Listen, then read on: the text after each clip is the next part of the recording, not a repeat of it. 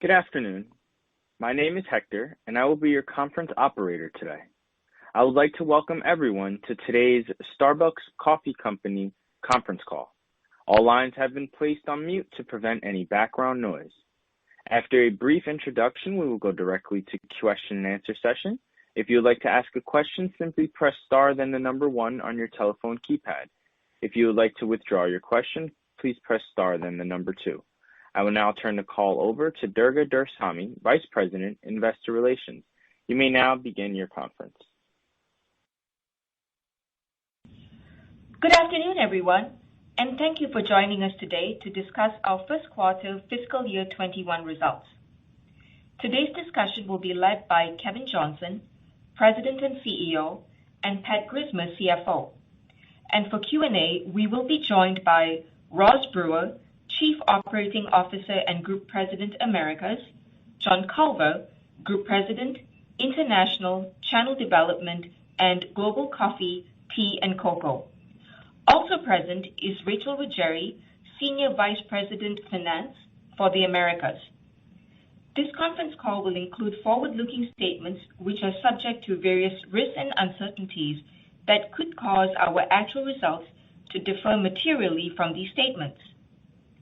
Any such statements should be considered in conjunction with cautionary statements in our earnings release and risk factor discussions in our filings with the SEC, including our last annual report on Form 10-K and quarterly report on Form 10-Q. Starbucks assumes no obligation to update any of these forward-looking statements or information. GAAP results in fiscal 21 include several items related to strategic actions, including restructuring and impairment charges, transaction and integration costs, and other items. These items are excluded from our non-GAAP results.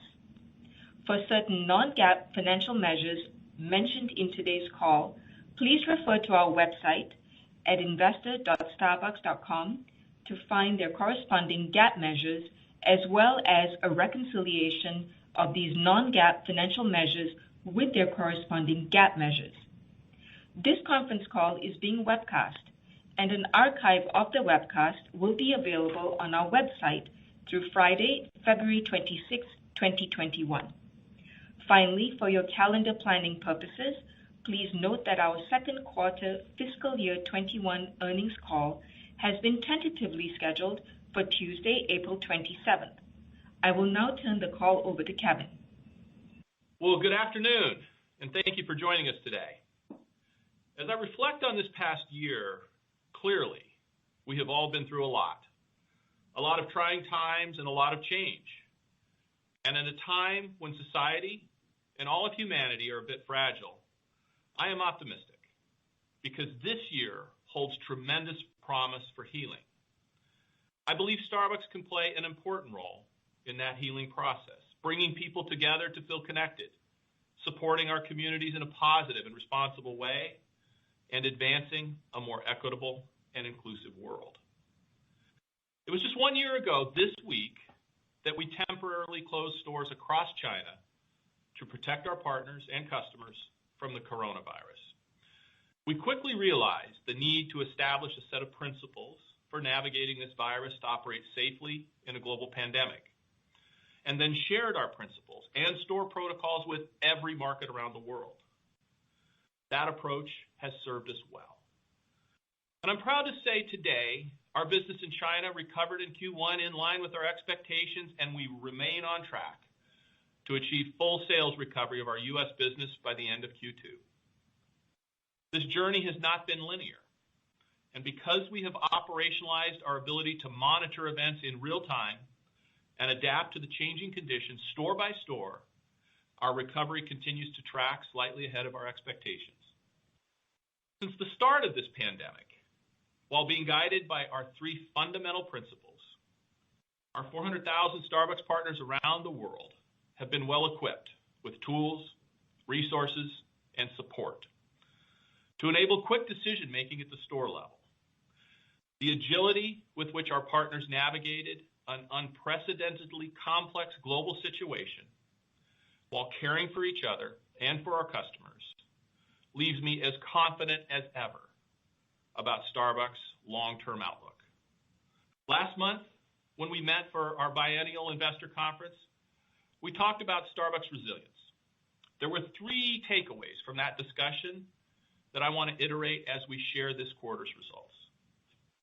First, our growth at scale agenda that we established almost 3 years ago has sharpened our focus, enabled disciplined execution, enhanced our ability to allocate capital to its highest and best uses, and unleashed a growth mindset throughout Starbucks. Second, our speed and agility have enabled us to rapidly adapt to changing consumer behaviors and strengthened our competitive position. And third, we have an innovation agenda for our customer experience and for store transformation that positions us well for future growth. Now, I want to share with you results from Q1 that reinforce our belief that Starbucks is stronger and more resilient than ever. Let me begin in the U.S. Our first quarter comparable store sales of -5% in the U.S. improved from the prior quarter's -9%. Even with pandemic-related business disruption in the latter half of the quarter that significantly reduced our ability to offer in-store seating, with over 60% of our U.S. company-operated stores offering limited seating as we entered our fiscal Q1, comparable store sales improved in October, building on the momentum we saw in the prior quarter. When COVID-19 cases began to surge mid-quarter, we adjusted our operations to grab and go, in alignment with our principles and in support of regulatory requirements across a number of states. We rapidly adapted and ended the quarter with approximately 40% of our U.S. stores offering limited seating. Underpinned by our powerful innovation agenda, our phenomenal Green Apron partners delivered a very strong holiday performance in Q1, building positive momentum on our path to full U.S. comp recovery. Importantly, in Q1, we laid a solid foundation for achieving our fiscal 2021 goals by further advancing the 3 business-driving initiatives fundamental to our growth at scale agenda: elevating the customer experience, driving relevant beverage innovation, and expanding digital customer engagement. I will now share some notable highlights from Q1 and our traffic-driving initiatives for the balance of fiscal 2021. Starting with elevating the customer experience. We believe that many of our customers have adapted to their work or study from home realities. Their Starbucks visit has evolved from the stop on the way to a destination to being the destination worth leaving home for, because it is safe, familiar, and convenient. The work we have done to increase throughput in drive-thru, expand our digital reach, enable curbside pickup, and expand delivery capabilities was evident in Q1. U.S. stores with drive-thrus saw a slight improvement in out-the-window times and delivered positive comps throughout Q1. They drove over half of net sales in Q1, increasing more than 10% from pre-pandemic levels. These results give us confidence that our targeted initiatives to unlock capacity and enhance the customer experience at our drive-thru locations are boosting our business recovery while strengthening our foundation for future growth. Our industry-leading mobile app continues to be an important tool for us to elevate the customer experience as a safe, convenient, and personalized way to order Starbucks. This quarter, mobile orders represented 25% of U.S. company-operated transactions in Q1, up from 17% before the pandemic, providing clear evidence that our initiatives are resonating with customers. We continue to see average ticket meaningfully higher than pre-pandemic levels, driven by group ordering. A combination of increased beverage attach, premium beverage mix, increased customization and upsizing, and an all-time high food attachment all drove U.S. ticket growth of approximately 19% in Q1.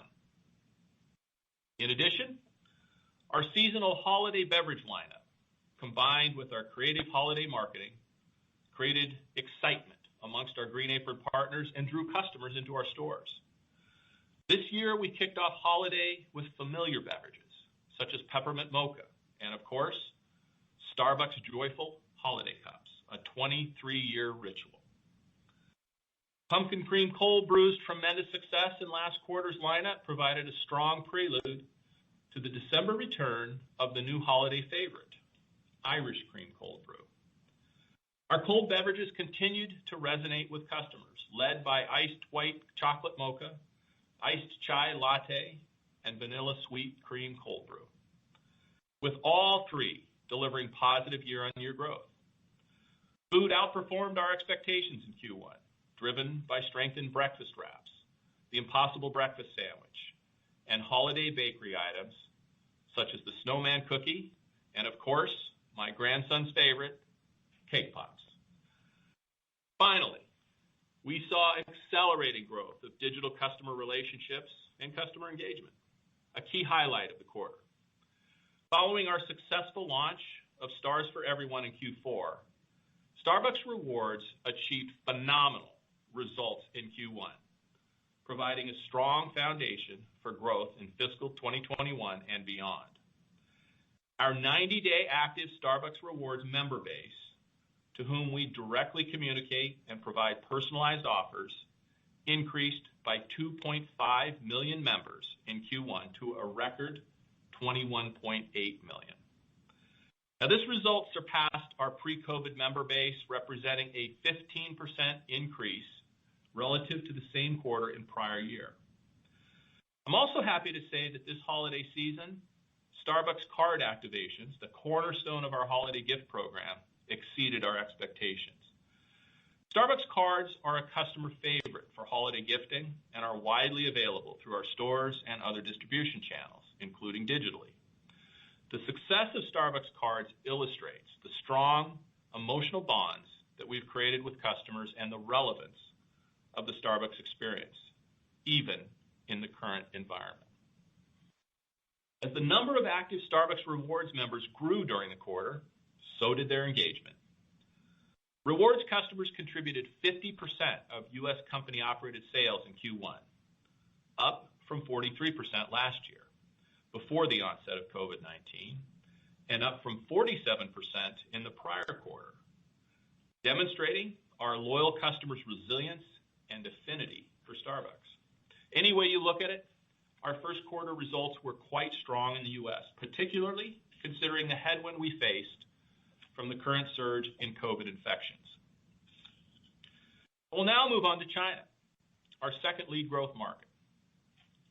Building on the positive momentum from the past two quarters, the China leadership team delivered another great quarter, which is a testament to our ability to rapidly adapt to changing conditions while focusing on the customer experience, new beverage innovation, and continued expansion of digital customer relationships, just as we continue to do in the U.S.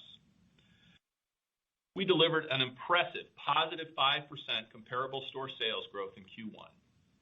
But what is most remarkable about our recovery in China is the rapid reacceleration of new store development, which is our number one driver of growth in that market.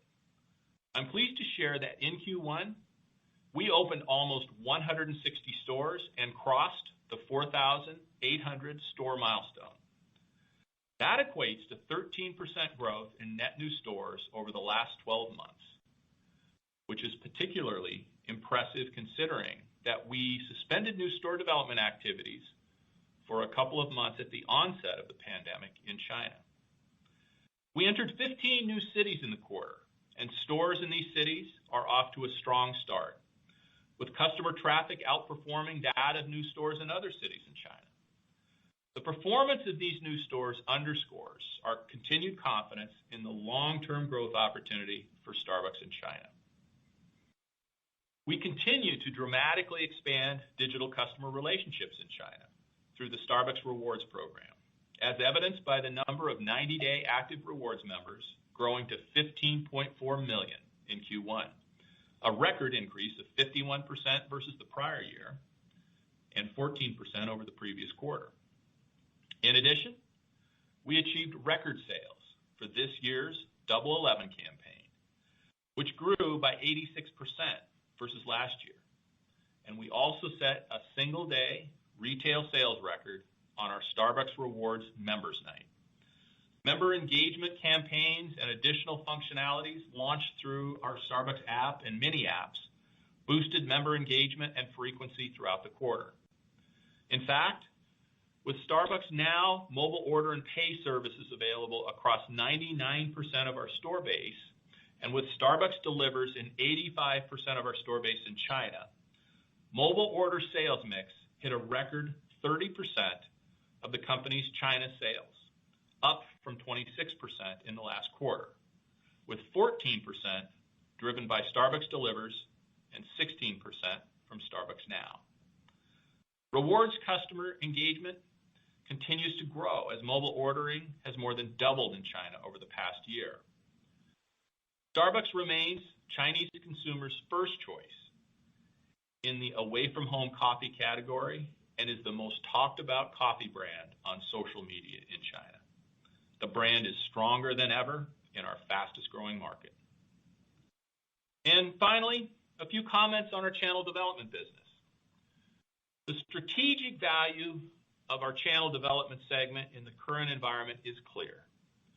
The availability of Starbucks products through multiple channels has secured Starbucks' leadership position in the category, acting as a brand amplifier for our specialty coffee retail business. The demand we saw last quarter in Starbucks at-home coffee remained high, boosting our share of the coffee market outside of specialty retail. In the U.S., Starbucks' share of total packaged coffee grew significantly in the quarter, with dollar sales up nearly 14%, nearly twice the category average. The Global Coffee Alliance with Nestle has been a powerful partnership. And I'm proud to say that for the first time ever, we finished calendar year 2020 as the #1 coffee brand across the entire coffee category. Think about it. Starbucks is now the #1 coffee brand ahead of all premium and mainstream choices. In addition, consumption of our U.S. ready-to-drink coffee products in partnership with PepsiCo grew 18% in the quarter. The introduction of ready-to-drink Nitro Cold Brew, which was the #1 innovation in the category last year, exceeded sales expectations. Unsurprisingly, our food service business continues to be impacted in the current environment, with softness in workplace coffee consumption as well as business and leisure travel, which was partially offset by overall strength in our at-home coffee and ready-to-drink businesses. With Nestle, we entered 4 new markets in the quarter, bringing Starbucks at-home coffee presence through the Global Coffee Alliance to 66 markets in just over 2 years. Overall, we are proud of our alliance with Nestle and pleased with the accelerated global expansion of the Starbucks brand through our channels business. Now, before I hand the call over to Pat, I want to close by sharing a perspective and recognizing my Starbucks partners. Throughout this year, Starbucks will celebrate our 50th anniversary as a company. And in that 50 years, since 1971, the most important ingredient that has created this iconic company are the Starbucks partners who share a powerful connection to our mission, a mission grounded in the human experience and brought to life through our values and company culture.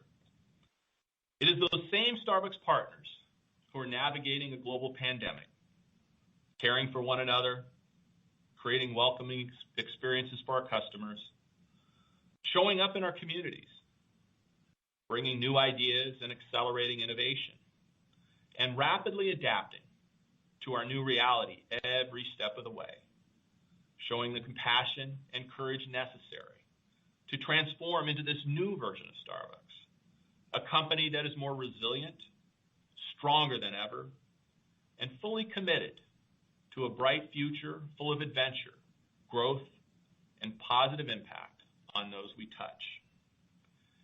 And as markets around the world work tirelessly to vaccinate billions of people, we are prepared for what can only be described as the great human reconnection. where people once again connect with others face to face, to heal, to belong, to reflect, to share, and to celebrate. To celebrate what it means to be part of humanity. And as Starbucks partners, we are here for that great human reconnection, where our third place environment once again brings people together, if even for a brief moment, to uplift our customers with a smile, a personal connection, a handcrafted beverage, and a place where all are welcome. Starbucks was built for this moment. And to my Starbucks partners around the world, we all know that our purpose goes far beyond the pursuit of profit.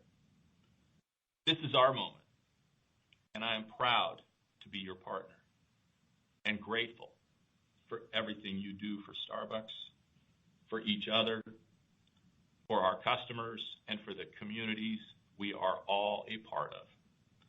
I am optimistic about our shared future, and I want to say thank you. Now, before he walks you through our Q1 results, I want to close by sharing my sincere gratitude for Pat Grismer. He has helped lead us through unprecedented change and transformative growth at an amazing pace in his time with Starbucks. And he has played an instrumental role in unlocking considerable shareholder value over the past 2 years. I appreciate Pat's partnership with the entire leadership team at Starbucks and the lasting legacy he is leaving. Pat, as you prepare to retire, I want to thank you and wish you the very best in your next chapter. You leave the company in the great hands of a 16-year partner, Rachel Ruggieri, who is incredibly well positioned to assume the mantle of Starbucks Chief Financial Officer on February 1st. Having worked closely together for many years, I look forward to partnering with you, Rachel, as you lead our finance function and contribute as a valuable partner on our executive leadership team. Further, as you all may have seen today, Roz has accepted an incredible opportunity as Chief Executive Officer at another publicly traded company. She will be leaving Starbucks at the end of February, and her next role is expected to be disclosed in the days ahead. In the meantime, I want to share that we're very excited for her and are grateful for her many contributions over the years in leading our operations across the America. Roz, on behalf of the entire leadership team, I want to thank you for your leadership and wish you every success in your new role. Congratulations. With these shifts, I am immensely proud to have a very strong bench of Starbucks veterans who represent the next generation of leadership for our company. Rachel Ruggieri succeeding Pat as CFO. And as we flatten the organization, Rossann Williams, President of our North America retail business, and Brady Brewer, Executive Vice President and Chief Marketing Officer, will now be reporting directly to me, taking on what have previously been responsibilities of our Chief Operating Officer. Combined, these three talented leaders have more than 45 years of Starbucks experience, and we will not miss a beat. Rachel, Rossann, and Brady, building on your passion, authenticity, and many years of success at Starbucks, I am excited about our next phase of Starbucks growth together. I'd like to thank all of my partners for their support as we are well positioned for the future. And now, with that, I will turn the call over to Pat. Pat? Thank you, Kevin, and good afternoon, everyone. As Kevin shared, we are very pleased with our start to fiscal 21 with meaningful sequential improvements in quarterly financial results despite ongoing business disruption from the pandemic, again demonstrating the new level of resilience that we have introduced into the business during these unprecedented times. Starbucks reported global revenue of $6.7 billion in Q1, down 5% from the prior year. Q1 EPS was higher than the guidance range we provided on our last earnings call, primarily driven by better than expected margin recovery. Q1 GAAP EPS of 53 cents declined from 74 cents in the prior year, but outperformed our guidance range, as it also benefited from lower than expected restructuring and impairment costs, as I will discuss in greater detail later. Q1 non-GAAP EPS was 61 cents, down from 79 cents in the prior year, primarily due to the lingering impact of the pandemic. I will first take you through our Q1 fiscal 21 operating performance by segment, followed by an analysis of our consolidated margin performance. I will then share some perspective on our outlook for Q2 and the full fiscal year. Our Americas segment delivered revenue of $4.7 billion in Q1, 6% lower than the prior year, primarily due to a 6% decline in comparable store sales, as well as lower product sales to and royalty revenues from our licensees as a result of the pandemic. As Kevin mentioned, in the U.S., we saw continued sequential improvement in quarterly comparable store sales from -9% in the prior quarter to -5% in Q1. As we entered Q1, October improved modestly to -3% from -4% in September. Then, as the quarter progressed, U.S. comparable store sales were -4% and -8% in November and December, respectively, primarily due to pandemic-related operating restrictions across several states, which impacted customer mobility. As Kevin also noted, approximately 40% of our U.S. company-operated store base was offering limited seating at the end of the quarter, down from more than 60% at the beginning of the quarter. So we are quite pleased with our comparable store sales performance in Q1 in light of these increasing restrictions.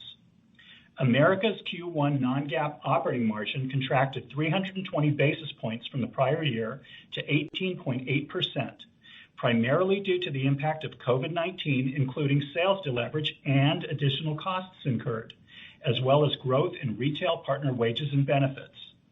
These impacts were partially offset by improved labor efficiency, driven in part by order consolidation and sales mix shift, as well as pricing.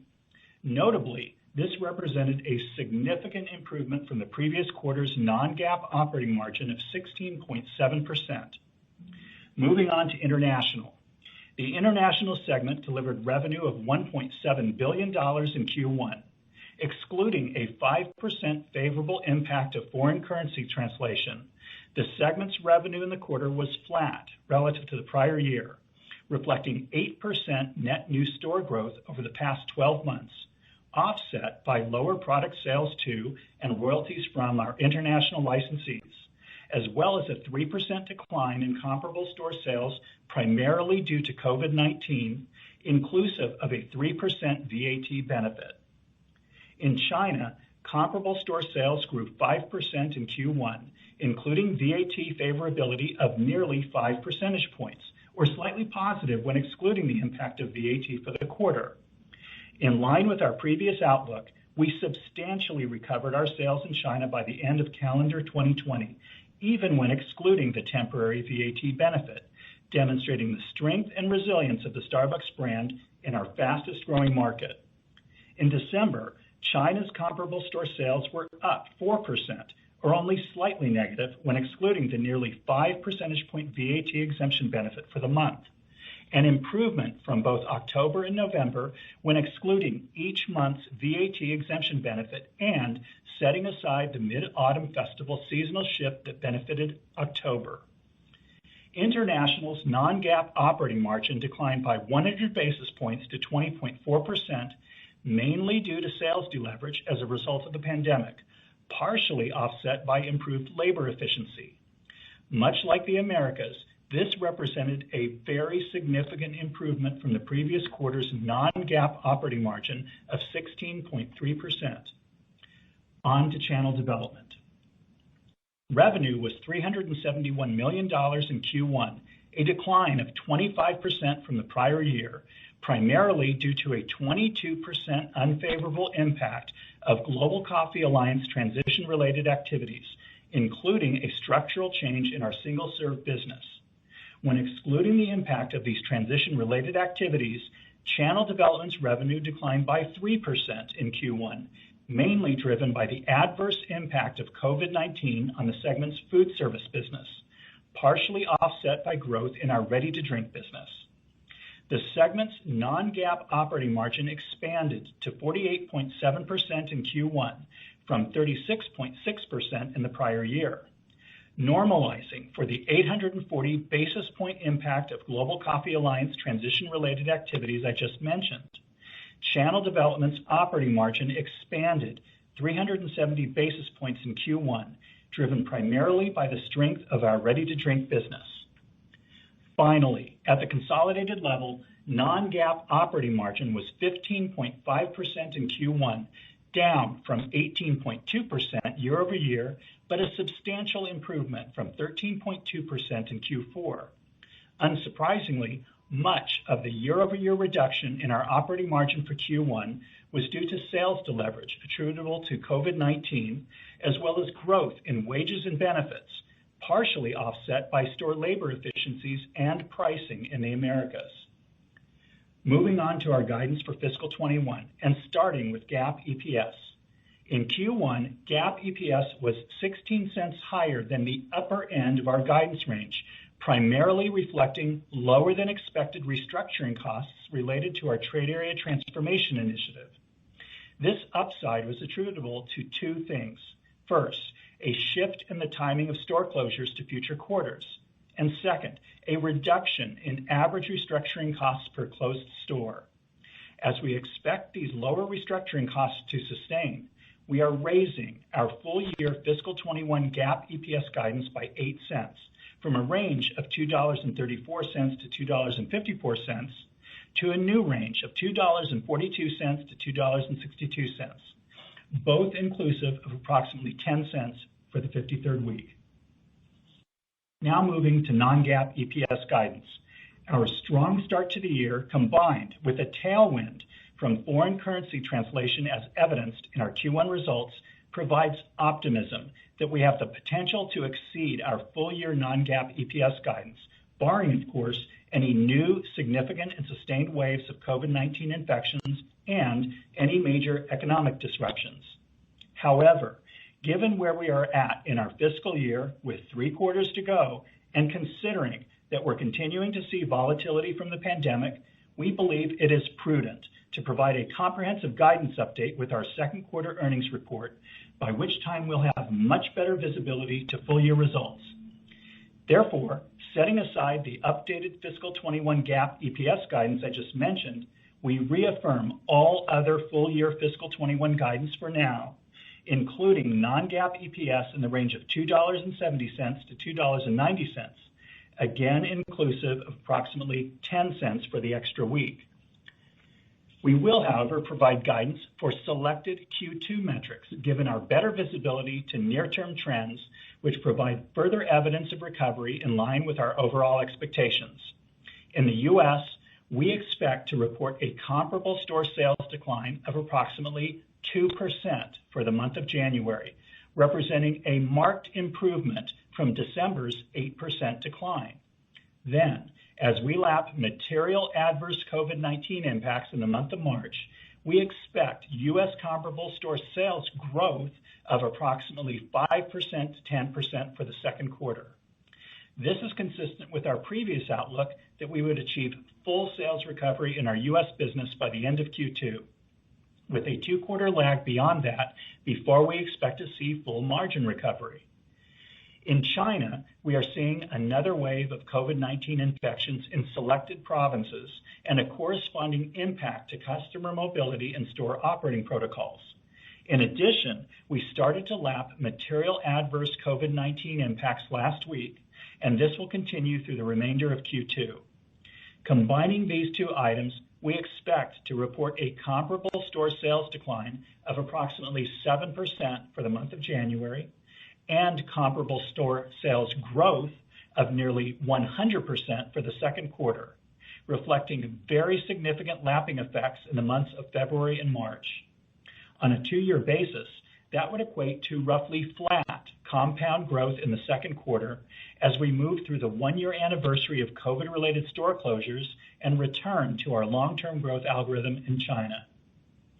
From an EPS perspective in Q2, we are expecting GAAP EPS in the range of 36 cents to 41 cents and non-GAAP EPS in the range of 45 cents to 50 cents. These estimates reflect the comparable store sales growth estimates that I just provided, as well as the normal margin seasonality we see in our business comparing Q2 to our holiday-driven Q1.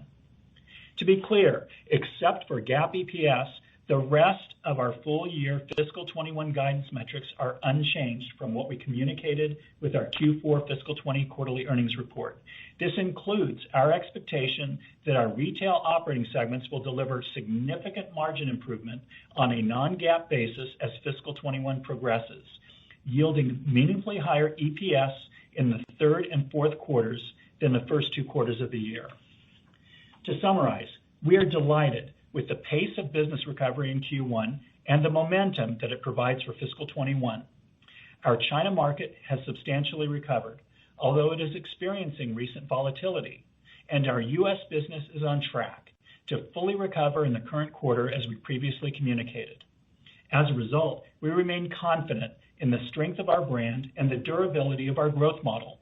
I want to express my appreciation to our Green Apron partners for the critical role that they continue to play in our overall business recovery. Before I conclude, I would like to thank Kevin and the Starbucks team. It has been an honor to be a Starbucks partner, and I am proud of what we have accomplished as a team to unlock considerable shareholder value over the past 2 years. I am thrilled to pass the CFO baton to Rachel Ruggieri, a key member of our senior finance team. Rachel and I have been partnering to ensure a smooth transition, and I would like to invite her to share a few words on this call. Thank you. Rachel? Thank you, Pat. I'm honored and humbled to assume the role of Chief Financial Officer at Starbucks. In my 16 years with the company, Starbucks has never been better positioned for long-term growth, and I look forward to working with Kevin, our executive leadership team, and of course the partners around the globe to unlock that growth with focus and discipline. And to our investors and financial analysts who have joined us today, I very much look forward to speaking with you soon. And with that, I'll turn today's call over to the operator to begin our Q&A session. Operator? Thank you. As a reminder, if you would like to ask a question, press star, then number 1 on your telephone keypad. In order to allow as many questions as possible, we ask you to please limit yourself to 1 question at a time. We will come back for follow-up questions as time allows. We'll pause for a moment to compile the Q&A roster.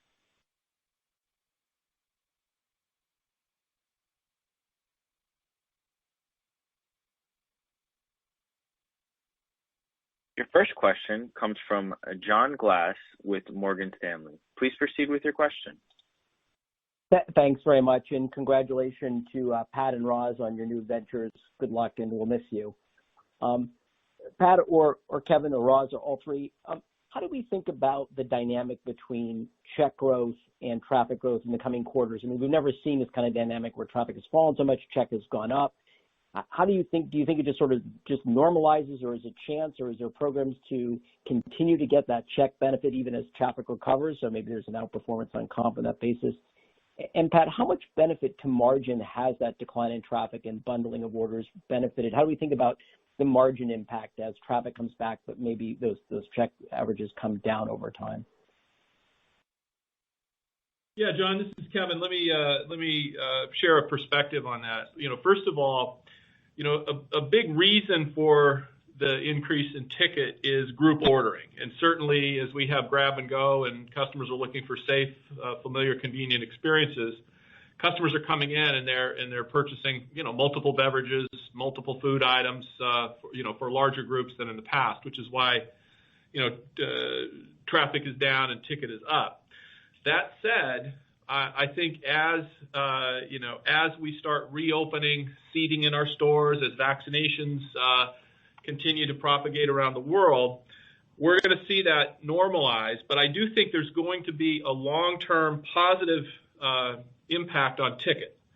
I do think through this period, I think customers have gotten very, very used to more premium beverages, more higher degree of food attach, and I think I actually think ticket will come out of this higher than it was when we went into it, while transactions recovered. Now, how long that takes, I think that's a function of how vaccinations unfold in different markets around the world, and how quickly people get back to more normal foot traffic patterns and more normal work and school patterns. And let me just ask if Roz, if you want to add any additional perspective on that as it relates to the U.S. Yes, Kevin, I do. There's a couple of things here to think about in terms of the contributors. Kevin mentioned the higher beverage attach, the higher food attach. There's also the shift to cold beverages. And what we see in cold beverages is a couple of things. If you think about the decline in transactions that we've seen in our central business districts and our metro markets, those areas carried single beverages, and they were higher than average brewed coffee, and those grew really at a lower range in our ticket options. So what we're doing in beverage innovation is replacing that with cold beverages and replacing that with plant-based. And so that's why we're seeing this improved food attach. And so we feel confident that those kinds of innovations are going to keep that ticket higher than what we've seen in the past. Pat, you want to take the second part of John's question? Yes, thank you. In relation to the impact of the higher ticket on margin and how we expect that to normalize over time, to Kevin's point, we do anticipate that some of that ticket growth will sustain, and with that, some margin benefit will linger. But there will be, as customer behavior normalizes, some reversal of some of that margin benefit. But it's important to highlight some of the other ongoing initiatives underway in our store operations to build new levels of productivity, whether the deployment of handheld POS to improve throughput at the drive-through and how we believe that will not only increase our capacity but deliver some margin enhancements, or what we're doing to deploy new equipment, both new espresso machines as well as new ovens that help us to reduce transaction times out the window, or just ongoing operational engineering work to ensure that our operating routines, as we've adopted new protocols, continue to achieve higher levels of efficiency in terms of how we deploy our labor. So there are a number of other activities underway that will drive new levels of productivity and unlock further margin benefit, even as some of the sales activity normalizes, and with that reverses some of the margin benefit that we've seen here recently. Your next question comes from Sharon Zackfia with William Blair. Please proceed with your question. Hi, good afternoon, and congratulations, Roz, on the news, although we'll be sad to see you go. I guess I had a question on Stars for All, and it's probably best directed to Roz.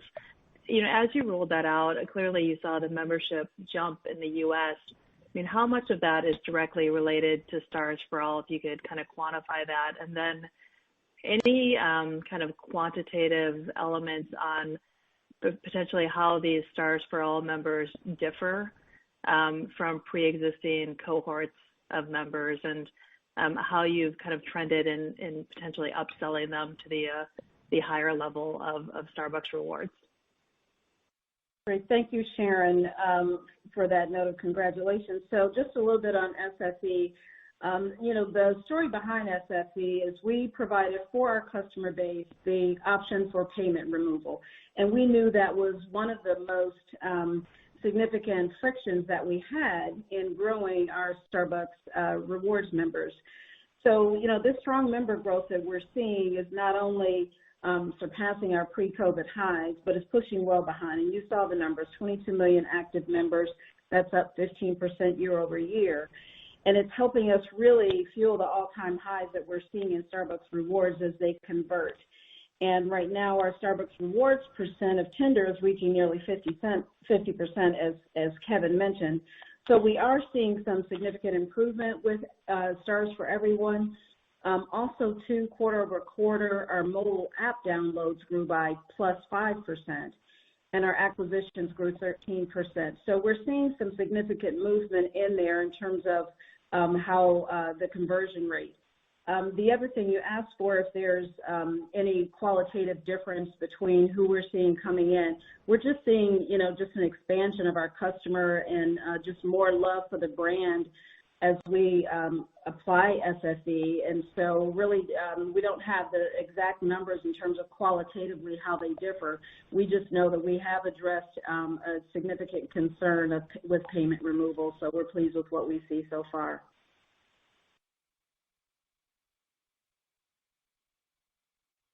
Your next question comes from the line of David Palmer with Evercore ISI. Please proceed with your question. Thanks, and congrats everybody on their new roles. All the best, Pat and Roz. Question on capacity and throughput. I mean, going back to the mid-2000s, I can think of times when Starbucks talked about reaching near capacity levels, and of course, some of those comments seem funny now, given the fact that you've come so much further in terms of your AUVs, especially after all you've done with mobile order and pay in terms of smoothing out the service for that, and then the drive-through expansion has also raised that. But I go by those drive-throughs, and a lot of them look pretty full, and I wonder about the post-vaccine world and how much you think about capacity utilization, or basically coming up on these bottlenecks, particularly in the drive-through, as we get to a post-vaccine reality. Could you talk about that and what you might be working on to maximize your growth after the vaccine? Thanks. Yeah, Roz, why don't you take that and go through a little bit of the initiatives that we've done to increase throughput on the different channels, and then maybe I'll comment. But why don't I let you take that question? Sure. So we have quite a bit of work happening around our service experience and everything that we're seeing around the drive-throughs. We have so many of our stores in the drive-through position right now. First of all, let me speak about our future real estate. When we look at our most productive model, it is the drive-through. So in our go-forward position, you'll see an increased number of drive-throughs that we're building in the central United States and across the Southeast and the Southwest. So drive-through in terms of numbers will grow. Also, too, there are three main approaches that we have to enhance the drive-through productivity. First of all is to optimize the current state. And that's looking at our operation standards, and that's the focus on driving our increased out-the-window times. And so that's reinforcing all of our processes in store, making sure that our baristas can operate efficiently, and that's the ongoing work that we will do.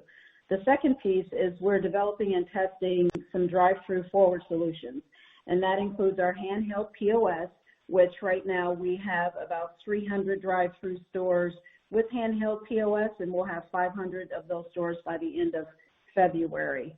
And so we're also adding to that the tech improvement to make orders more easily managed through our consolidation and handoff. We call that our bump bar replacement. And then in addition, we're also targeting the renovation of 150 drive-through constrained stores that have either issues in terms of needing the new productivity model from an engine design, or removing the pastry case and getting things situated, single point of sale, and other solutions. And then there's a final piece, the future drive-through concepts, and those are things like drive-through only stores that have no seating, very small units, the side-by-side drive-through lanes that we are bringing on to the footprint. So we've got considerable work in this area to unlock the full potential for drive-through. Your next question comes from the line of John Ivankoe with JP Morgan. Please proceed with your question. Hi, thank you very much. I would actually like to pivot from that question. In terms of, opportunities for the 40% of stores that do not have drive-through, that do have seating, that maybe the possibility of a drive-through even on a relocation isn't even possible within the trade area. Could you highlight some of the things, that you can do to increase throughput, overall consumer usage, whether on a late COVID basis or even a post-COVID basis, to make that cohort of stores more productive? That's the first question. And then secondly, if I can sneak it in, considering that, the transactions, which are down, offset obviously by ticket, labor hours presumably are down at the store. Do you have a sense of how variable labor should be? In other words, if, transactions increase by 10%, is there, a type of percent that you would think, labor hours should increase this as we, kind of think about, rebuilding the models for the out years? Thanks. Thanks, John. Roz, why don't you take the first question that John asked, and then Pat will follow up on the second question that he asked. Yes, John, thanks for the question. So thinking of productivity and models that may not have a drive-through, we're looking at everything that we can do on the inside of the building. As Pat mentioned, we have our next generation Mastrena espresso machine that actually allows us to have a much faster pull with multiple coffee offerings. And then also, too, we have our new warming ovens, and those have also an improved operational times and standard improvements. It's also important that we talk about the work that we're doing with Deep Brew, and Deep Brew is our work that allows us to apply AI to our equipment and the processes in the store, and that's improving productivity within the store. So there's considerable work that's happening in our cafe-seated stores, and you'll see those things roll out over the next several quarters here. Pat? And John, as to your question regarding variable labor, what we focus on is flow through on variable sales. And that's particularly important as we expect continued sales recovery and then back into growth in the back half of the year.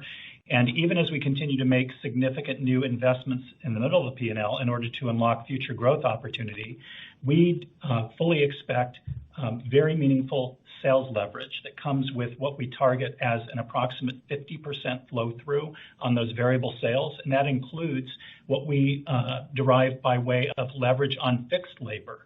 So there is a variable labor component that is embedded in that calculation, but importantly, it acknowledges that there is a fair portion of our total cost structure, inclusive of labor, that is fixed in terms of how we operate these stores. So as we recover sales and further build from that point, we anticipate margin expansion as a consequence of sales leverage that helps to offset the impact of the additional investments we're making to unlock future growth. Your next question comes from the line of Sara Senatore with Bernstein. Please proceed with your question. Great, thank you. I wanted to ask about China, please. Obviously that was a very strong 5% comp. I was wondering if you could just talk about in the past, some of the context you've given for potentially slower China comps for competition and also, intentionally, opening new stores and, and sort of own cannibalization, if you will. A year ago, if I look back, you had kind of 3% comp and 16% unit growth, and now 5% comp and 13% unit growth. Could you maybe talk about, how much of this comp, which, certainly again very strong, especially considering even, and flat, even, X the VAT, how much of that, would be a function of less cannibalization versus, less competition, and related to that, I think new unit economics are still very good, but maybe down a little bit from where they were. So just trying to understand, what the sort of competitive and operational environment look like now. Sarah, thanks for the questions. Maybe John, I'll have you talk a little bit about what's happening in China, new store growth, and how we continue to drive China. And then let's go to Pat. Pat can reinforce kind of our view on the long-term growth model for China that we outlined at the Investor Day in December. Okay. Thanks for the question, Sarah. And, clearly we're very proud of the work the team in China has done to navigate the COVID situation and the current surge that we're seeing in the market to basically substantially recover and in line with our expectations for the quarter and deliver a 5% comp, a top line growth rate of 15%, and an acceleration of new stores to 160 in the quarter is really remarkable given the current environment that we're operating in. We continue to be very optimistic about the long-term growth opportunity and the continued recovery that is going to take place throughout this fiscal year.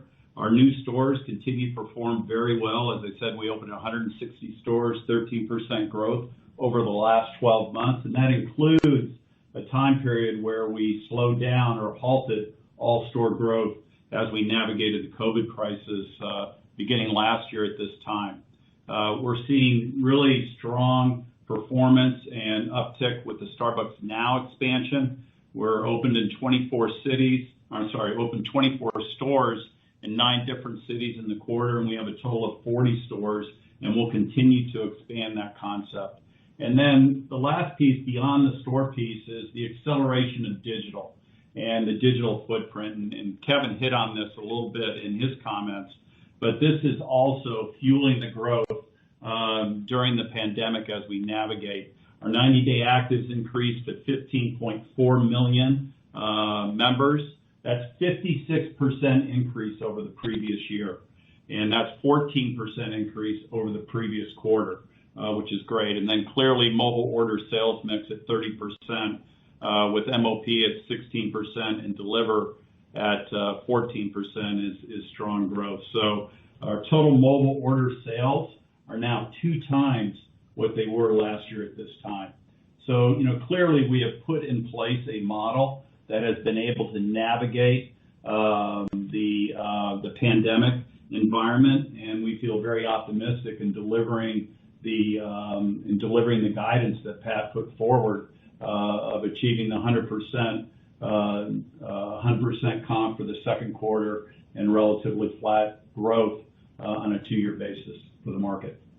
Thanks, John. And Sarah, to build on what John has said, to put into perspective how we're thinking about comp growth in China long term, you may recall at our December 2018 investor conference, we guided China comp growth of 1% to 3%. In recent quarters, we had delivered in the low single digits, and we acknowledged at the time that as a consequence of a more tempered pace of growth in the broader economy, intensified competition, and the sales transfer that comes from an aggressive pace of new unit development, that 1% to 3% was a reasonable expectation. Fast forward to our investor day just a couple of months ago, where we updated that to a new range of 2% to 4%. I would say, in relation to the factors I mentioned, no material change to the economy, competition, or sales transfer, but importantly, as John mentioned, significant improvements in our digital capability and how that has all resonated with our customers in China, which underpins our confidence in raising that long-term comp guidance range for China to this 2% to 4%, which we believe is quite powerful in the context of very aggressive unit development, given the strong appeal of our brand and the outstanding unit level economics that deliver superior returns for us in China. Hey, Sarah, just one other thing that I would just add as well is, and Kevin hit on this a little bit in terms of the strength of the Starbucks brand in the market. And, we are the clear leader in terms of brand affinity and visitation across all coffee houses. We're the first choice in away from home handcrafted coffee beverages for customers. And as a matter of fact, 1 in 2 consumers prefer Starbucks versus anybody else's coffee in the marketplace. So we feel we're in a very strong position from a consumer standpoint and a customer perspective to really emerge out of the challenges that we're facing in a very strong way. And that gives us confidence for the future. Your next question comes from the line of Jeffrey Bernstein with Barclays. Please proceed with your question. Great, thank you. Pat, congrats on the retirement, and Rachel, congrats on your new role. And Roz, based on the headlines coming out now, I guess look forward to seeing you at Walgreens, hopefully selling lots of Starbucks coffee. My question is on the labor side of things, which seems to be very topical. I'm happy to hear you guys talk about ongoing efficiencies. But when people talk about labor lately, it seems like there's a lot of opposing forces. Obviously, you have the national minimum wage potentially going up on one, but then you have the elevated unemployment, which historically implies ample labor and therefore managing your costs better. So I'm just wondering if you can provide any thoughts in terms of your labor cost and maybe employee availability outlook. I know you guys are an employer of choice, but your ability to offset the pressure, whether it's through cost saves, technology, menu pricing, how you kind of think about those offsetting forces from a labor cost perspective. Thank you. Yeah, Jeffrey, thanks for your questions.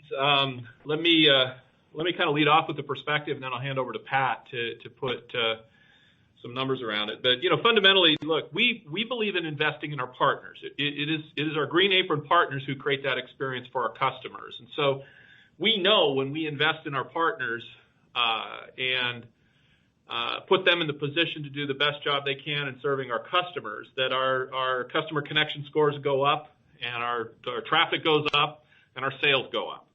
There's a direct correlation between investment in partners, customer connection scores, and traffic increase. And I think that's the first thing to note. So, That's why you saw us make a fairly significant increase in wage and benefits here in the U.S. as we went into this fiscal year.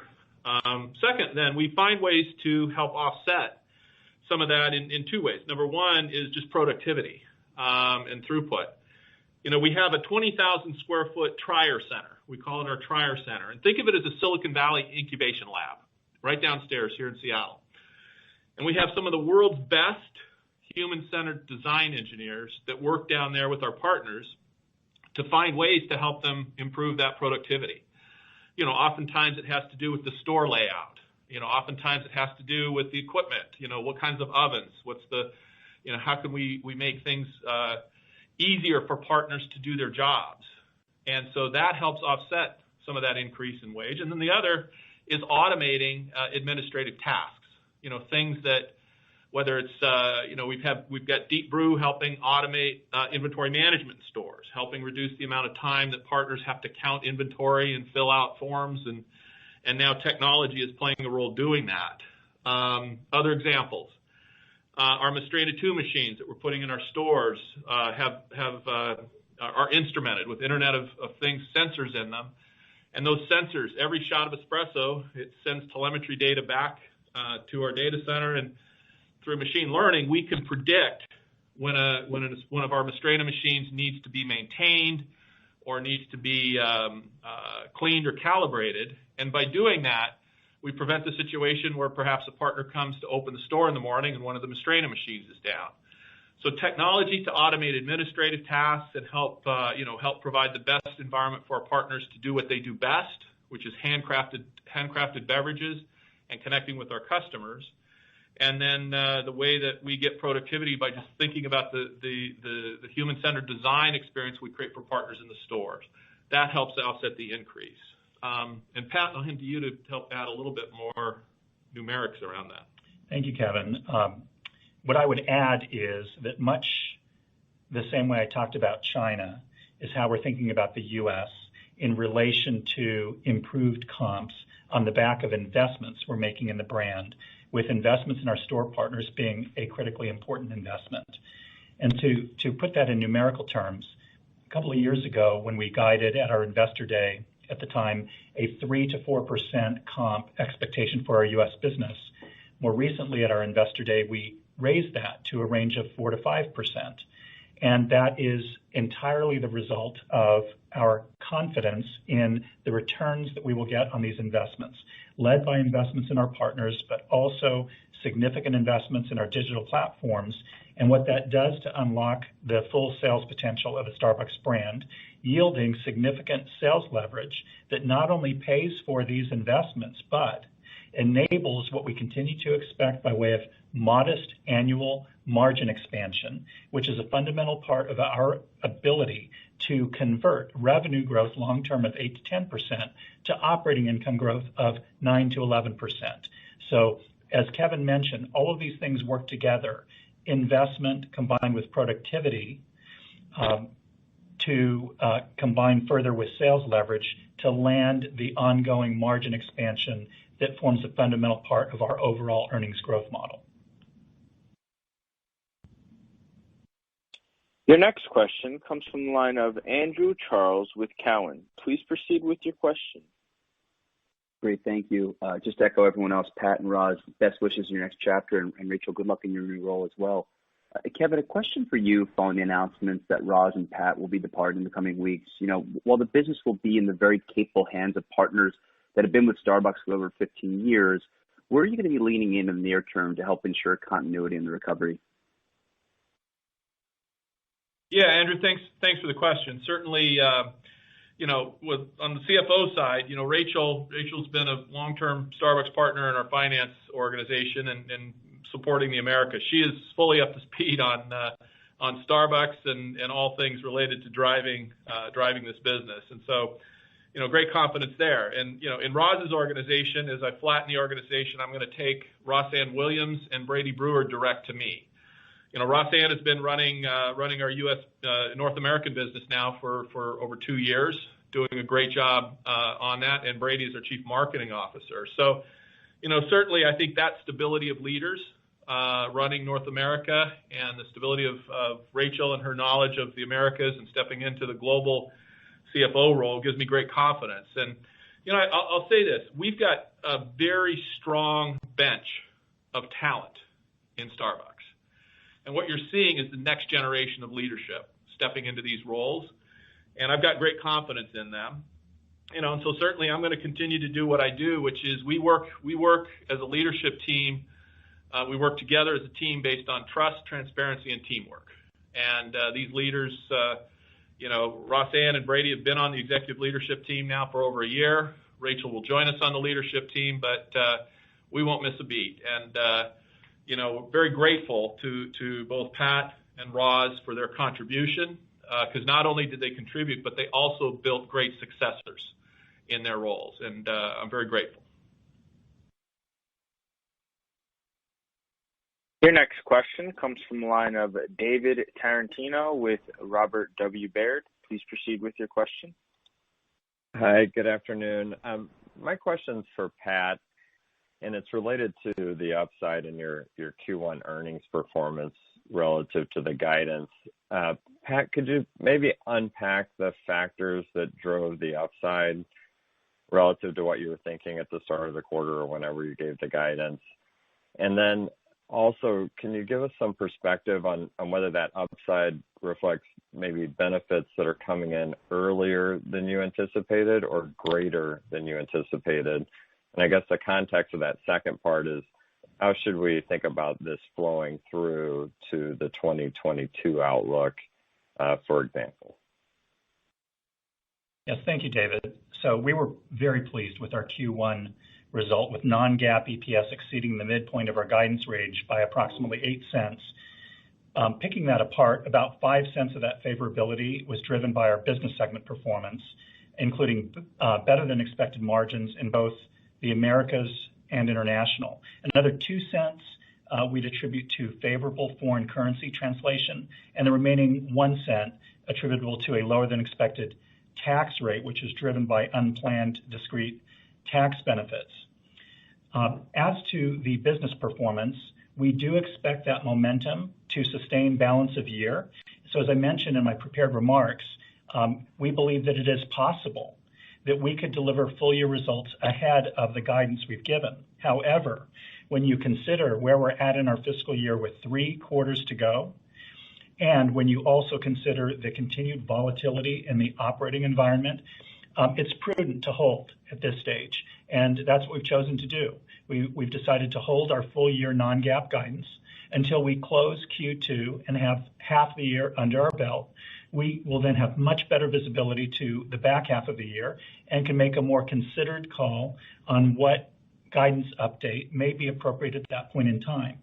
But we are very encouraged by what we've seen thus far. Even with the recent volatility we've seen in China, we could not be more delighted with the accelerated recovery we've seen in our U.S. business, going from a minus 8% comp in December to a minus 2% comp in January, well on our way to achieving the full sales recovery that we outlooked for the U.S. business by the end of our second quarter, fully expecting the quarter to come in at 5 to 10% sales growth. That's comparable sales growth for our U.S. business. So when you add it all up, there's every reason to be optimistic. It's just a matter of prudence, again, given where we're at in our year and the fact that the pandemic is still impacting our business in different ways. But we're really pleased with the resilience we've built into our business, and that's reflected in our results. Your next question comes from the line of Dennis Geiger with UBS. Please proceed with your question. Great. Thanks for the question, and congrats to all on new opportunities and your new roles. For Kevin and Roz, I think you talked about the strength in food and the higher food attach. I think generally food's been a pretty strong contributor to sales and comp for the last several years now. But it felt like maybe food has been a little bit de-emphasized over the last couple of years, given the increased focus on beverage. Wondering if you could, based on what you've seen recently in these last few quarters, specifically this last quarter, does it change and maybe how you're thinking about customer behaviors changing going forward? Does it change at all how you're thinking about the food opportunity going forward from here, whether it's anything different on innovation, potential partnerships, or just leaning in a bit more on that opportunity? Yeah, Dennis, thanks for your question. Let me share our perspective, and then Roz, I'll hand to you to add a bit more from the U.S. perspective. But Dennis, strategically, we are a beverage-first company. We are in the business of handcrafted beverages, personalized for each and every customer around coffee and tea, and it's that experience we create around handcrafted beverages. And that's why we amplify, when we talk about our innovation, it's around customer experience, it's around relevant new beverage innovation, and it's around digital customer relationships. And by focusing and understanding that we are a beverage-first company, that what we do is create that experience around those handcrafted beverages has been very important in the growth that we've been driving. And so, we talk about that a lot. We focus on that a lot because that is, at the end of the day, what is a significant differentiator for Starbucks. Now, we then attach food. And so I'm not saying food's not important, but we're very clear strategically the most important thing is to be on the front foot and innovate and drive those relevant beverage platforms and then differentiate through the fact that our Starbucks partners in our stores handcraft those beverages personally for each and every customer, and then we attach food. Now, when we attach food, our R&D teams have been very thoughtful about how to have the food menu be relevant to the day parts and to the beverages that we sell, and they've done a phenomenal job, with that over the years. If I were to say what is probably the most dominant shift in consumer behavior is this whole shift to plant-based. And that is a shift both in beverage and in food. On the beverage side, this is why we've introduced, all the alternative milks, whether it's almond milk, soy milk, oat milk, all of that's important. And then on the food side, you see what we've done with things like the Impossible sausage breakfast sandwich, and you're seeing more and more plant-based proteins in our food menu. And in fact, we have one Starbucks store here in the Seattle area that we've gone to 100% plant-based food menu. We use that as sort of a test area when we innovate and create things, here in our support center, in the Trier Center. We test in that store. So if I think about both beverage and food, the number one trend that I would highlight there is just the consumer shift and consumer preferences around plant-based. And Roz, let me hand to you. You might have some additional numbers and color to add to that, but I think at a macro level, those are the two most important points, I think, Dennis. Yeah. So, Kevin, I think you hit it pretty strong there in terms of us really aligning with customer preference. I will say that the work that our team has been doing around our digital platform and getting to know our customers better than we've ever known them before, we're understanding how their preferences are trending.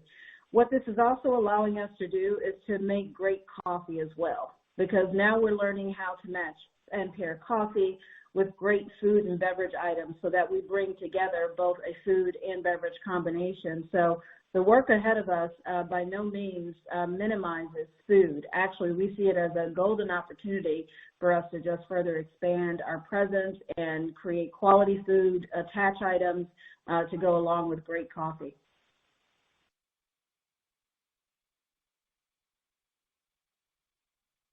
Your next question comes from the line of Jon Tower with Wells Fargo. Please proceed with your question.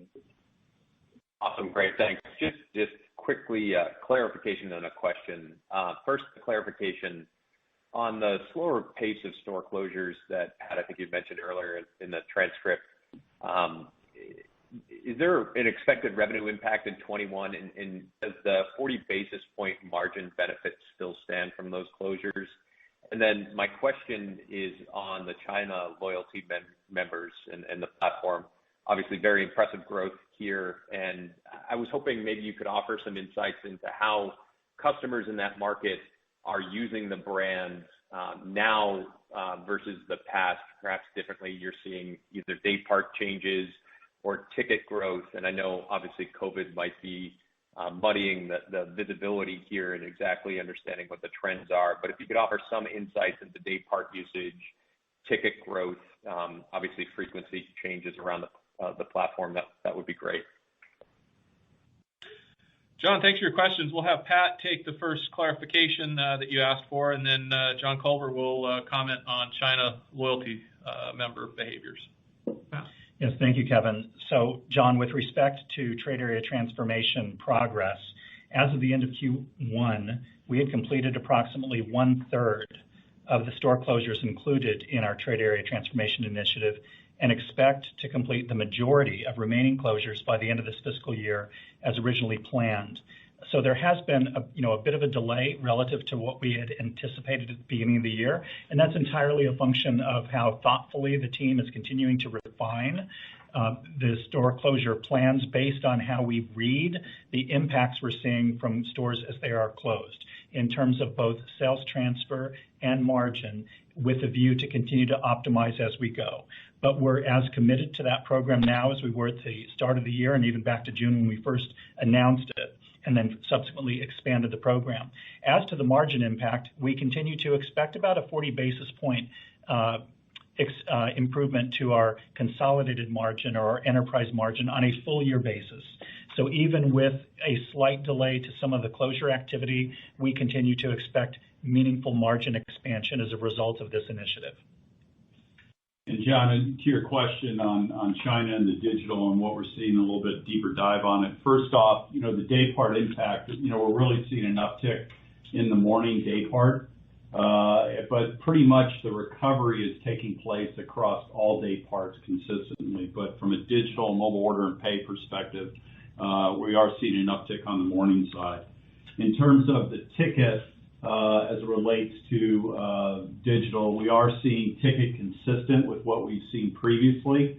Generally in China, our ticket runs a bit higher than the U.S. under normal circumstances. That is because of group ordering, and I would say our ticket is living up to that historical performance. The other aspect that we're seeing is social gifting, and social gifting is a big piece of digital in China. We've introduced that as part of the rewards program, and we're seeing a nice uptick of that as well. So very pleased with the progress the team is making there, and we're going to continue to invest and double down on our digital footprint in China.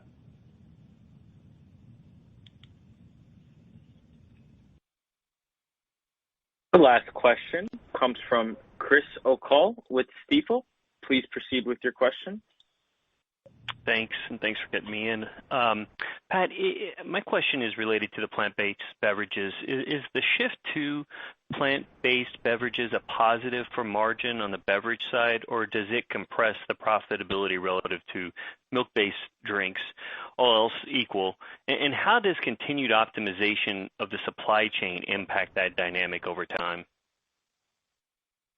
Yes, thank you for the question, Chris.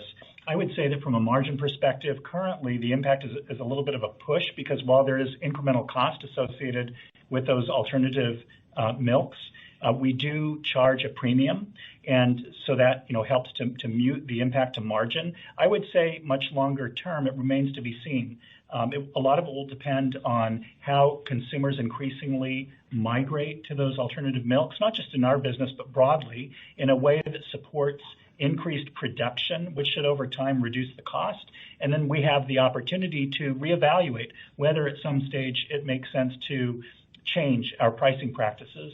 I would say, generally speaking, our goal is to maintain, if not expand, our margins over time.